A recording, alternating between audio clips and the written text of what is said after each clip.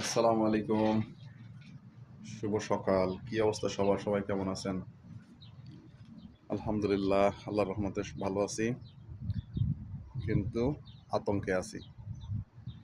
এই আতঙ্কে সবাই আছে, শুধু আমি না। এখানে বাংলাদেশিদের মধ্যে যত মানুষের ইকামা প্রবলেম আছে এবং ইকামার ডেট শেষ, যাদের ইকামা এক্সপায়ার হয়ে গেছে, তারা সবাই আতঙ্কে আছে। কারণ আজ থেকে ২ মাস আগেই হ্যাঁ ২ মাস আগেই আর কি ঘোষণা হয়ে আছে যে যাদের আকামার ডেট ৩ মাসের বেশি এক্সপায়ার আছে বা এক্সপায়ার হয়ে গেছে বা এক্সপায়ার হয়ে যাবে, ৩ মাস পরে তাদেরকে অটোমেটিক এক্সিট লেগে যাবে। মানে তাদেরকে তাদের সিস্টেম থেকে, কোম্পানির সিস্টেম থেকে বা কপিলের সিস্টেম থেকে অটোমেটিক্যালি এক্সিট লেগে যাবে এবং তাদেরকে দেশে চলে যেতে হবে। এটা বাধ্যতামূলকভাবে হয়ে যাবে।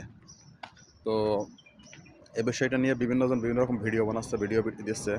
তো যেহেতু আমিও এর ভুক্তভোগী এবং আমার ভিডিও মানে আমার হচ্ছে আকামার কয়েকদিনের মধ্যেই হচ্ছে এক্সপায়ার ফুল, মানে ৩ মাস হয়ে যাবে। আমার তো আকামা এক্সপায়ার হয়ে গেছে ২.৫ মাসের বেশি, মোটামুটি আগামী ২২ তারিখে আমার আকামা ৩ মাস হয়ে যাবে এক্সপায়ারের।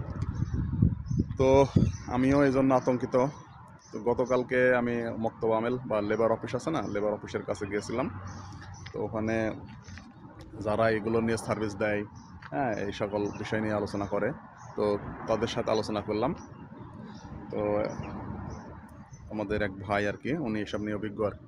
তো ওনার কথা ভাষ্য মতে যে আবহাওয়াবিদ বা আবহাওয়া দপ্তর থেকে যেই আবহাওয়ার পূর্বাভাস দেয় যে আজকে প্রচণ্ড ঝড় বৃষ্টি এমন কিছু হতে পারে বা হবে, তো তার জন্য যে মাত্রা স্কেল দেয়, তো সেটা সম্পূর্ণ সেভাবে যদি নাও হয়, কিন্তু ঝড় যদি কোনো এরিয়ায় হয়, মানে কালবৈশাখীর বড় আভাস থাকলেও দেখা যাচ্ছে হালকা বৃষ্টি হয়। যেমন গতকালকে একটা নিউজ দেখলাম যে কুষ্টিয়া জেলার ৩টে গ্রাম ঝড়ে লণ্ডভণ্ড, অথচ আরও বড় ঝড় সারা দেশব্যাপী হওয়ার কথা ছিল।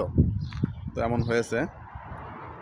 তো তাই সবাই আতঙ্কিত হবেন না, ইনশাল্লাহ সব কিছু ঠিক হয়ে যেতে পারে। তো আতঙ্কিত না হয়ে আর কি হচ্ছে, ধৈর্য ধরে থাকতে হবে, দেখতে হবে। আর সবাই কোম্পানিতে রিলিজ হওয়ার চেষ্টা করেন বা আপনার আকামা তৈরি করার চেষ্টা করেন, বৈধ থাকার চেষ্টা করেন। কারণ এখানে বৈধতাই হচ্ছে সবচেয়ে বড় জিনিস। বৈধ কাগজপত্রই হচ্ছে সৌদি আরবের বড় সম্পদ।